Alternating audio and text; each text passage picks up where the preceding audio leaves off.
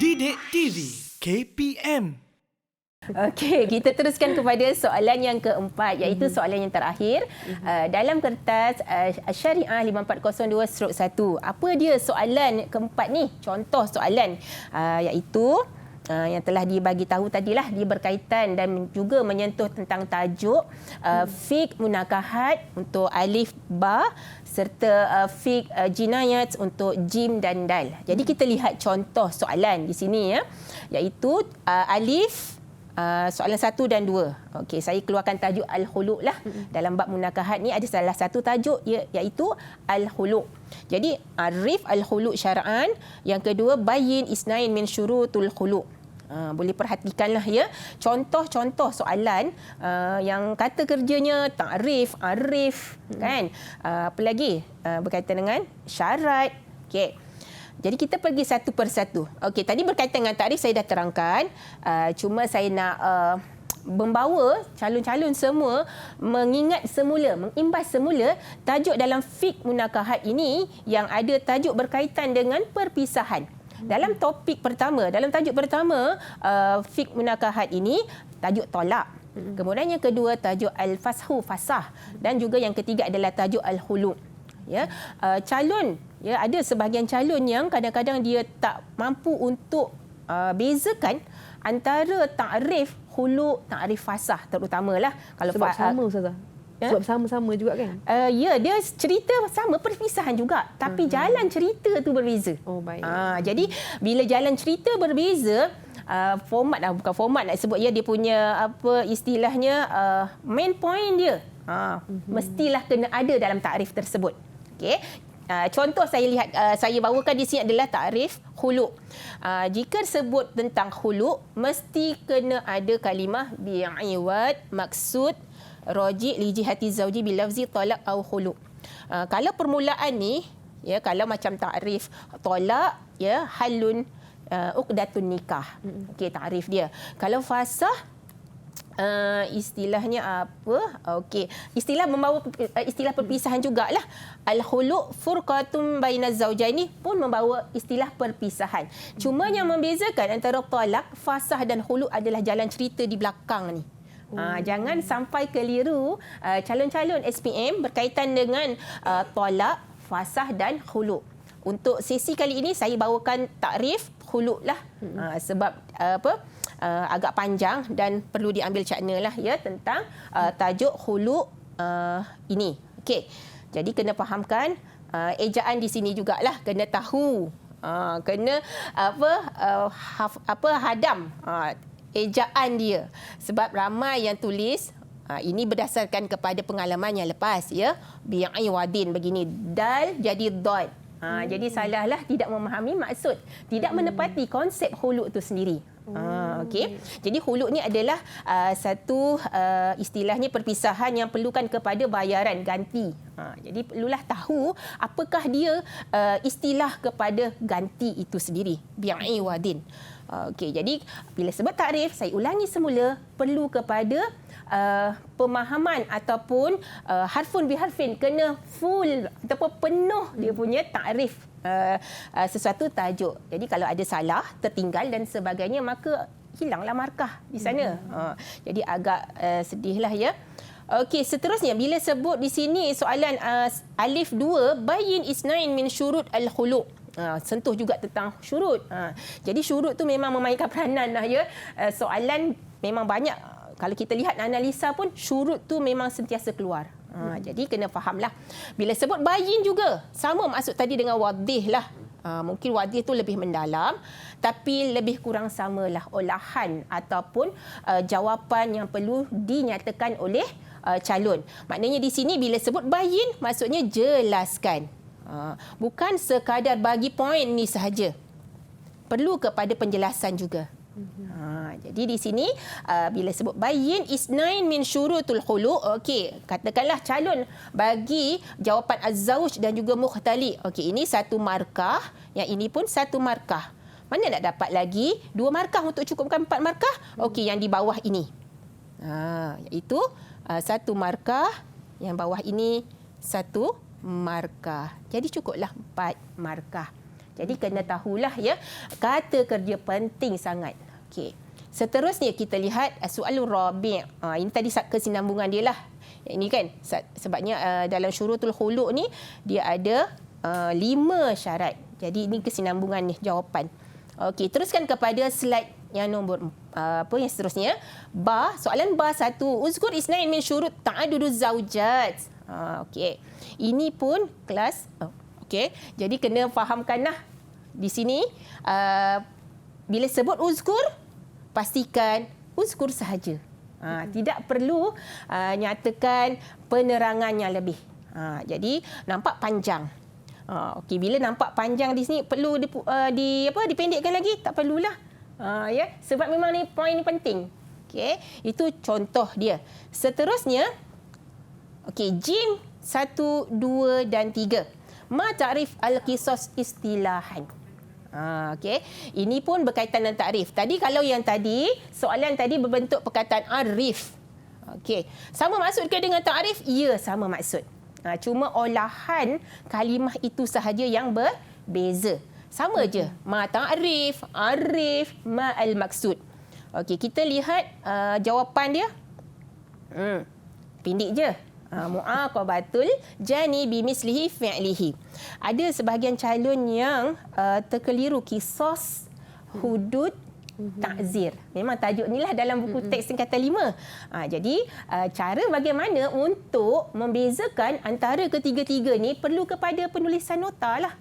Untuk membezakan apa dia hudud, apa dia kisos, apa dia ta'zir. Sebab ketiga-tiga ini merujuk kepada akibah. Yakni hukuman. Cuma caranya berbeza, kaedahnya berbeza. Okey, seterusnya kita lihat soalan jim 2.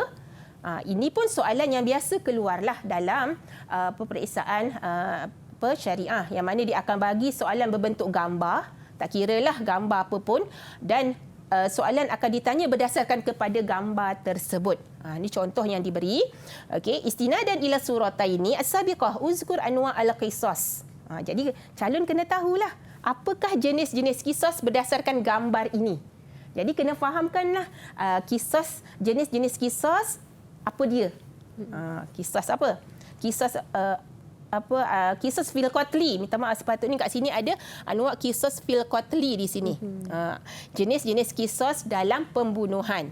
Jadi di sini kita ada 3 jenis kisas dalam pembunuhan, ya, dalam bab pembunuhan ni lah, ya. Al-qatlu al-amdi, al-qatlu al-khata', al-qatlu syibhul qatli, iaitu membunuh dengan sengaja, membunuh dengan khata' ni tersalah bunuh, okey, dan juga istilahnya menghampiri, menyerupai bunuh. Jadi di sini soalannya kalau berdasarkan pada gambar, kalau pegang pistol tu itu sengaja ke ataupun tersalah bunuh ke ataupun menyerupai bunuh. Kena fahamlah konsep tersebut. Kalau dah pegang pistol tu mestilah sengaja. Okay, ada perancangan. Okey, kalau yang ini terhempap kawan tersebut meninggal. Okey, wa qa'a rajul ala rajul akhar famata. Jadi adakah itu pembunuhan sengaja? Tidak sengaja. Jadi al-qatlu al-khata'. Okey, jadi di sini qisas bil qatli ini anwa'ul qatli sebenarnya kat sini. Okey, anwa'ul qatli. Okey. Jadi saya betulkan di sinilah slide saya, ya, anwa'ul qatli. Jadi di sini qatlu salasah. Jadi jawapannya adalah 2 ni lah. Okey, seterusnya kita lihat jim 3. Bayin syartaini min syurut al-qisas fil qatli. Tak tertinggal, ya, dengan kalimah syurut ni. Ya. Sengaja untuk saya nyatakan dalam slide hari ini berkaitan dengan syurut. Sebab saya nak membawa calon-calon semua agar dapat hadam tajuk syurut ni. Sebab bukan sekadar kita baca dan kita hadamkan rukun, tapi kena fahamkan juga tentang syurut. Ya. Sebab ramai yang kata syariah susah dan sebagainya. Susah sebab apa? Sebab tak hadam berkaitan dengan syurut satu-satu topik. Banyak kali saya ulang Syafiqah, ya. Sebab sebagai satu istilahnya sebagai satu peringatan. Itu dia peringatan. Berhati-hatilah, ya. Jadi di sini contohnya bayin syartaini. Syartaini bermakna 2 syarat daripada syarat-syarat qisas fil qatli. Okey. Kalau lah ya calon-calon murid semua perasan kalau sebut syurut mesti bermula dengan an yakuna. Perasan ya, dalam buku teks tu ada. Okey, jadi bila sebut an yakuna, jawapan kita pun peganglah pada an yakuna tu. Supaya apa? Supaya apabila kita sebut katalah ya poin pertama ni tak nak sebut al-jani al-muqtasah minhu. Katakanlah calon tak nak lah ya, nak paling ringkas katanya. Jadi cukup sekadar nyatakan an yakuna mukallafan pun sudah memadai. Okey. Yang kedua, alla yakuna, tidaklah ya penjenayah tersebut adalah aslan lil maktul. Maknanya kalau calon kata alla yakun aslan lil maktul, maksudnya dia tak nyatakan al-jani pun tak menjadi masalah. Jadi maknanya mudahkan urusan dengan cara bagaimana kena fahamkan dan tanyalah guru masing-masing bagaimana untuk meringkaskan. Sebab mudah sebenarnya kalau dah faham. Okey. Ayakuna yang terusnya maksum ad-dam. Saya terus bagi tips lah. At-takafu bainal qatil wal maqtul. Okey. Jadi kena fahamkan, nampak macam panjang.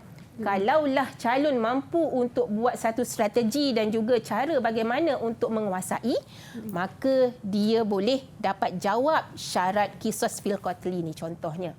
Begitu juga syurut-syurut yang panjang lah, kan? Okey, seterusnya kita lihat yang terakhir, as-su'alur rabi' dal. Waddih hikmatan. Waddih pun waddih, ya. Hikmatan min hikami masyru'iyah al-qisas. Okey. Bila sebut hikmatan, ini membawa maksud satu hikmah. Okey, satu hikmah lah. Okey, min hikami. Ada murid yang tak memahami apa maksud hikami. Hikami ni hukum ke, hikam ke apa. Tapi hikami ni maksudnya adalah hikmah. Jadi kat sini saya dah nyatakan ketiga-tiga hikmah yang terdapat dalam buku teks saya jelmakan dalam slide kita. Kenapa saya buat stroke di sini? Okey. Ada sebab ni Syafiqah. Ya, apa tu? Sebabnya ialah saya nak membawa minda calon-calon semua faham kalimah waddih ni. Fahamkan kalimah waddih ni untuk dapatkan markah yang semaksimum lah. Bukan sekadar markah cukup-cukup makan je. Jadi bila sebut waddih, jelaskan daf'uz zalim. Okey, itu pun satu fakta lah ya. Tambah lagi wa iqamatul adli pun boleh. Okey.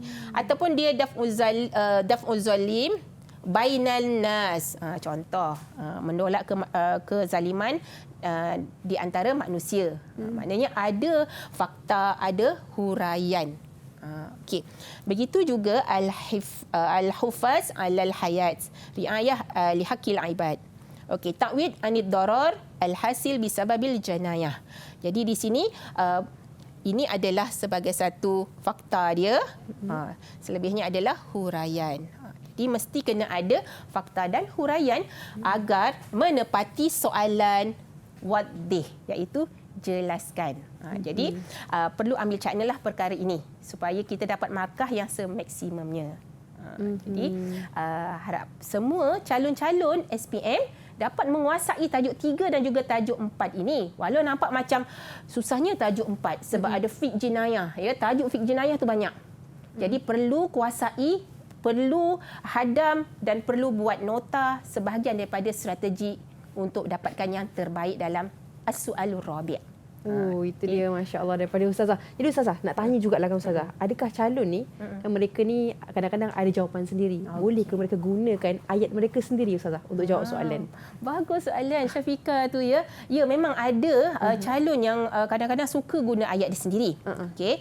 Ataupun dia ambil daripada kitab-kitab lain. Dia tak nak baca buku teks kan. Dia ambil daripada kitab lain kan. Okey. Untuk makluman Syafiqah dan juga calon-calon di luar sana. Okey, kalau buat ayat sendiri merujuk kepada kitab-kitab muktabar yang lain, kita masih lagi boleh terima. Baik. Masih lagi boleh diterima selagi mana menepati konsep di SKP yang telah ditetapkan.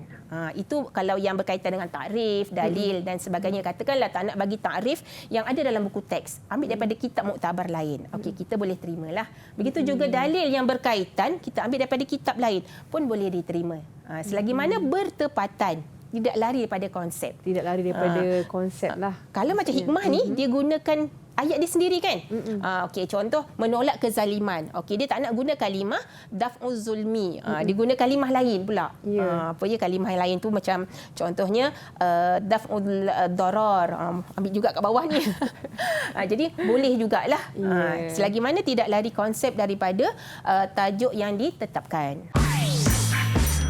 Didik TV KPM